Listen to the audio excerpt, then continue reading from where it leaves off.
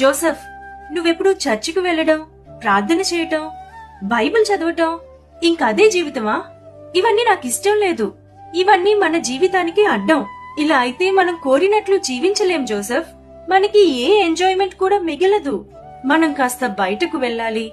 మన టైంని మన కోసం ఆలోచించాలి. ఇది నా నమ్మకం ప్రీతి. దీన్ని నేను విడిచిపెట్టలేను. కుటుంబ జీవితం ఒక భారంగా మారుతుంది. చివరికి అనేక ప్రయత్నాల తర్వాత జోసెఫ్ తన భార్యతో విడాకులు తీసుకుంటాడు. నీ పరిస్థితి చూస్తుంటే బాధగా ఉంది. ఏం జరిగింది? డేవిడ్, నేను చాలా పెద్ద తప్పు చేశాను.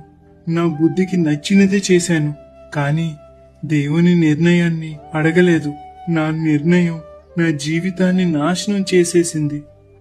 నిన్ను నాశనం చేసింది నీ నిర్ణయం కాదు జోసెఫ్, దేవుని ఆలోచనని పట్టించుకోకపోవడమే. ఇప్పటికైనా దేవుని వైపు తిరుగు. ఆయన నిన్ను క్షమించగలడు. దేవా, నేను నీ మార్గం తప్పాను. నన్ను క్షమించు.